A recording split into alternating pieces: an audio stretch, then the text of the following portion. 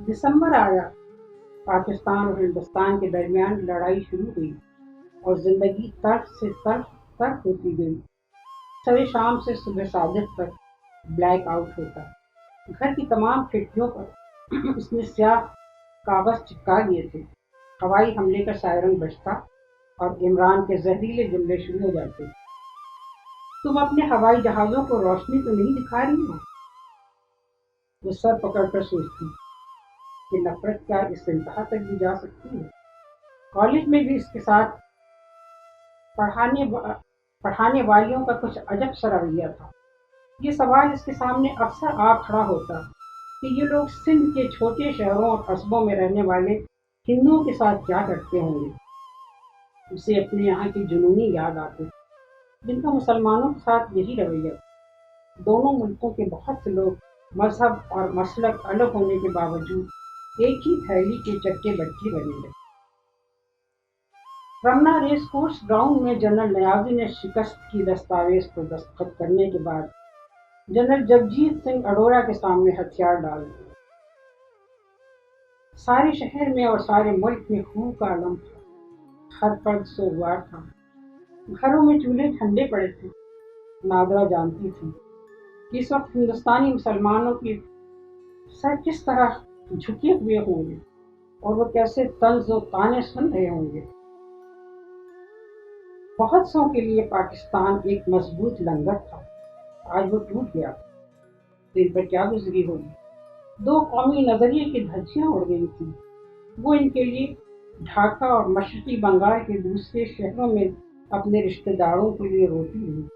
وہ اپنے لیے اور اپنے گھر والوں کے لیے آنسو بہاتی رہی، جو اس وقت اس کے لیے بے قرار ہوں گے لیکن کچھ نہیں کر سکتے۔ نیو یارک سے ندرت کا فون آیا۔ اس کی آواز روندی ہوئی تھی۔ دونوں ایک دوسرے کو تعریف کے اس مذاق کا پرسہ دیتی رہی۔ ندرت نے کچھ پہلے بابا جان سے بڑے بھیا کی بات کی تھی۔ وہ سب اس کے لیے پریشان تھے۔ آدھی رات کو عمران گھر آیا تو اس کے قدم لڑکھڑا رہے تھے۔ وہ اسے انڈین ایجنٹ اور بہاری کہتا تھا۔ پھر اس نے پہلی مرتبہ نادرا پر آج ہاتھ بھی اٹھا لیے۔ وہ اسے گالیاں دے رہا تھا۔ نادرا بھاگ کر اپنے کمرے میں بند ہو گئی۔ اس کے اعصاب شنت تھے۔ جو کچھ ہو رہا تھا وہ کسی اور کے ساتھ ہو رہا تھا۔ عمران اس سے عشق کرتا تھا، پھر وہ سب کیسے کر سکتا تھا؟ یہ کوئی اور تھا۔ صبح ہوئی تب بھی اس نے خوف سے دروازہ نہیں کھولا۔ 10 بجے کے قریب جب عمران کی گاڑی اسٹارٹ ہونے کی آواز آئی تو اس نے باہر نکلنے کی ہمت کی۔ اس کے بعد کے دن ایسے تھے جیسے کوئی فلم فاسٹ فارورڈ میں چل رہی ہو۔ 2 دن تک عمران نہ آیا اور وہ سولی پر ٹنگی ہوئی۔ اس کی سمجھ میں نہیں آ رہا تھا کہ اسے کیا کرنا چاہیے۔ پھر عمران کے 2 دوست آئے۔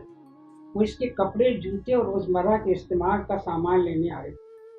وہ لوگ ابھی کمرے میں موجود تھے اور اس کی چیزیں اکٹھی کر رہے تھے کہ عمران کا فون آیا۔ میرا تمام ذاتی سامان ان لوگوں کو دے دو۔ اس کا لہجہ سرد تھا۔ 2 ہفتے بعد یہ لوگ گھر آ کر چابی بھی لے جائیں گے۔ اس دوران اپنا انتظام کر لو۔ عمران نے اسے کچھ کہنے یا پوچھنے کی مہلت ہی نہ دی اور فون بند کر دیا۔ گھنٹے بھر بعد فون کی گھنٹی بجی تو چند لمحوں تک وہ ٹیلی فون سیٹ کو دیکھتی رہی۔ عمران اب اسے کیوں فون کر رہا تھا؟ گھنٹی بجتی چلی گئی۔ اس نے ریسیور اٹھایا۔ دوسری طرف سے عمران کی والدہ تھی جو نیو یارک سے بول رہی تھی۔ اسے ان کی آواز سن کے حیرانی ہوئی۔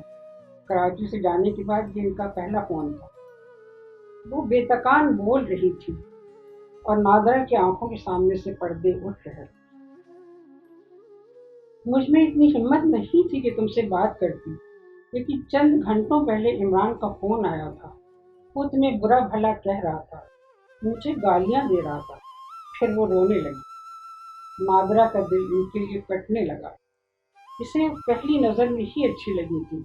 شاندار، شفیق، مہربان گھریلو خاتون۔ انہوں نے اگر دوسری شادی کر لی تھی تو کیا گناہ کیا تھا؟ کوئی گناہ تو نہیں تھا۔ بیٹا تم ہی بتاؤ میں کیا کرتی؟ میں BA MA پاس نہیں تھی کہ کہیں کام کر لیتی۔ میں تنہا عورت، 2 چھوٹے بچوں کا ساتھ، ہر طرف گھیرے گھومتے تھے۔ عمران کے والد کو چھوڑ کر نہیں گئے تھے، گھر بھی ہمارا کرایہ کا تھا۔ بزل الرحمان صاحب تمہارے انکل کے پرانے دوست تھے، وہ کہہ رہی تھی۔ بزل الرحمان؟ نادرا کی ریڑھ کی ہڈی میں ٹھنڈک کی لہر سے دوڑ گئی۔ تم جانو بنگال میں تو ایسے ہی نام ہوتے ہیں۔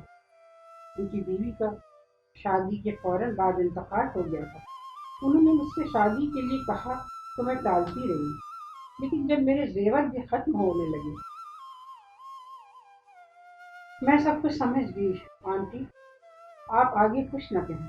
نادرا نے اپنی سستی بڑی مشکل سے ضبط کی۔ آنسو اس کا چہرہ بھگو رہے تھے۔ اس کی سمجھ میں نہیں آ رہا تھا کہ عمران کو بنگالیوں سے اتنی نفرت، اتنی زہریلی نفرت کیوں تھی۔ وہ اتنا جاہل تھا کہ اس نے اپنی ماں کی مجبوری کو غداری فرض کیا تھا۔ نادرا کی سمجھ میں سب کچھ آ رہا تھا، اور یہ بھی کہ آکسفورڈ کی تعلیم عمران کا کچھ نہ بگاڑ سکی۔ بزل الرحمان صاحب کو عمران سے بہت محبت تھی، عاطفہ سے بھی، لیکن عمران نے ان سے بہت بدتمیزی کی، بدتمیزی کی حد کر دی۔ وہ مجھے گالیاں دیتا، برتن توڑتا۔ تنگ آ کر ہم نے اسے برن ہال میں داخل کرا دیا۔ ہم تینوں امریکہ چلے گئے۔ بزل الرحمان صاحب نے عاطفہ کا اور میرا جس طرح خیال رکھا تم سوچ نہیں سکتی۔ شاید نادرا وہ پہلی فرد تھی جس کے سامنے انہیں دل کھول کر رکھ دینے کا موقع ملا تھا۔ لیکن مجھ سے شادی کے وقت وہ آپ کو رات کا کیوں ساتھ لایا تھا؟ نادرا نے پوچھا۔ اس کے بغیر تمہارے باپ اس سے شادی کیسے کر دیتے؟ کون کسی اٹھائے گیرے کو اپنی بیٹی دیتا ہے، اور وہ بھی جیسا تمہارا خاندان؟ نادرا بیٹی، میں تم سے اتنی شرمندہ ہوں، لیکن میں مجبور ہوں۔ ان کی آواز میں گریے کا نم تھا۔ آپ غم نہ کریں آنٹی، میں سب کچھ سمجھ گئی ہوں، اور آپ کو شرمندہ ہونے کی کوئی ضرورت نہیں۔ جب اس نے فون کر کے دلی چلنے کے لیے کہا تو میں خوش ہو گئی۔ اس نے بس یہ کہا تھا کہ میں اپنی دوسری شادی کا کوئی ذکر نہ کروں۔ میں سمجھی کہ وہ بدل گیا ہے، شادی ہو جائے گی تو بالکل ٹھیک ہو جائے گا، لیکن میرے نصیب۔ وہ اپنے نصیبوں کو روتی رہی، اور نادرا یہ سوچنے کی کوشش کرتی رہی کہ وہ اپنی داستان غم کس کو سنائے۔ عمران کے نزدیک ہر بنگالی بزل الرحمان تھا، اور ہر عورت غدار۔ سب سے بڑا بزدل غدار تو وہ خود ہی تھا، جو اپنی ماں کا جذباتی سہارا نہ بن سکا، اور اس مرد کی عزت نہ کر سکا جو اس کے گھرانے کے لیے صاحبان ثابت ہوا۔ نادرا کو وہ وقت یاد آیا تو اس لمحے اس کے بدن میں سردی کی لہر دوڑ گئی۔ چند دنوں کے اندر زندگی سر کے بل کھڑی ہو گئی تھی۔ کوئی دوست نہیں، کوئی رشتہ دار نہیں، کرے تو کیا کرے، جائے تو کہاں جائے۔ عمران کی والدہ نے اسے جو کچھ بتایا تھا، اس کے بعد اسے یقین ہو گیا تھا کہ عمران نفسیاتی مریض ہے۔ ماں کی دوسری شادی کے بعد وہ ہر عورت سے نفرت کرتا تھا، لیکن پھر اس نے شادی کی کیوں؟ شاید اسے ایک انسانی پنچنگ بیگ کی ضرورت تھی، جس میں وہ اپنے اندر کا تمام زہر نکال سکے۔ وہ جب سوچتے سوچتے تھک گئی اور 15 دن کی مہلت میں سے ایک دن گزر گیا تو اس نے نصرت کو فون کیا۔ اب کچھ بھی چھپانا بیکار تھا۔ اسے سب کچھ بتا دینے کے بعد اس نے بہن سے یہ ضرور کہا تھا کہ ابھی گھر میں کسی کو کچھ نہ بتائے۔ نصرت نے اسے دلاسے دیتے ہوئے کہا، سب ٹھیک ہو جائے گا باجی، سب ٹھیک ہو جائے گا، لیکن یہ نہیں بتایا کہ کیسے ٹھیک ہو جائے گا۔